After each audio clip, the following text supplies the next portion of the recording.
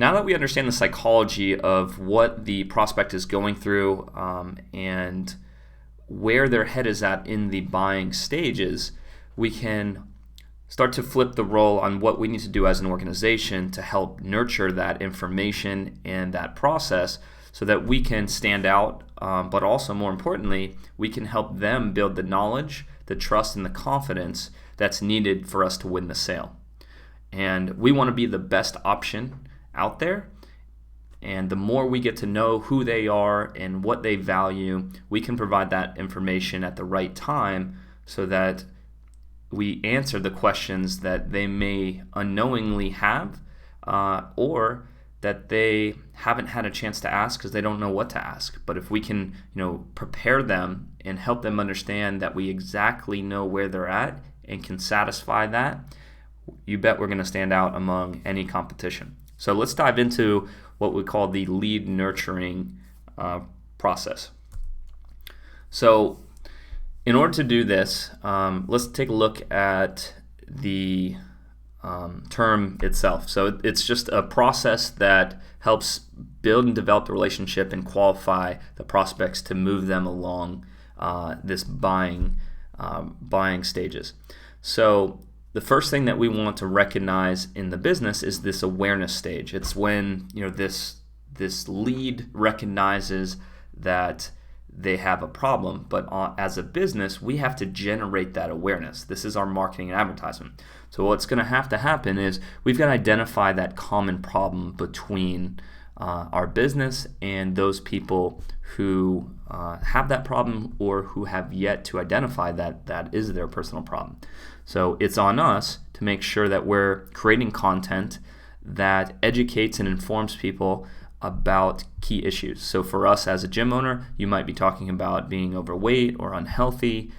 You may be talking about what is the potential for improving performance. We've got to make sure that we have a very firm grasp that we are the educators of that key information as people are out there searching on the internet or sharing conversations with their friends about those key issues.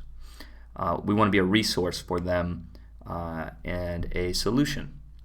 So as we do that, we're going to introduce those solutions to key people in our awareness stage. So we want to first present that we understand where they're coming from by identifying the problem. Then we're going to create a solution. We're going to show them how we can help them lose that body fat, improve their lifestyle, and increase that performance. So we've got to show proof and validate that we know what we're doing and we can too help them.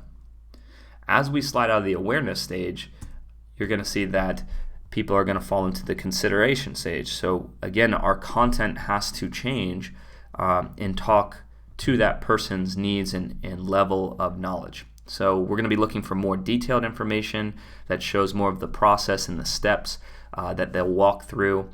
Think of it as you're going to present nutrition steps or training steps or flexibility and range of motion that are going to solve those key problems that we've both identified and agreed that we have the solution. So now we're just showing them a little bit more of the process and the solution and how it would work for them.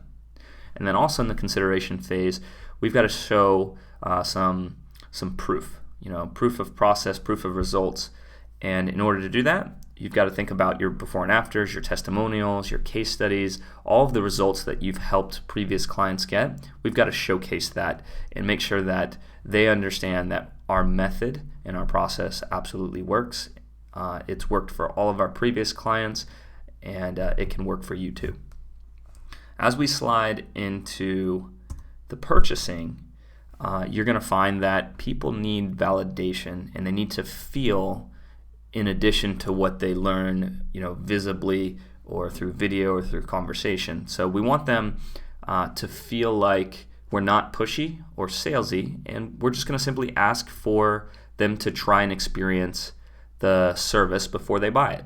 And it gives that sense of what I read and heard, it makes sense, and when they actually show up, they have a great time and can start to visualize themselves going through those same steps, and that is the development of a new client relationship. The next step is really to sign up and experience those things for themselves and accomplish those goals and achieve those initial interests and abilities that they didn't think they could do, and we're opening their eyes to doing that. So that is lead nurturing in a nutshell from the business perspective.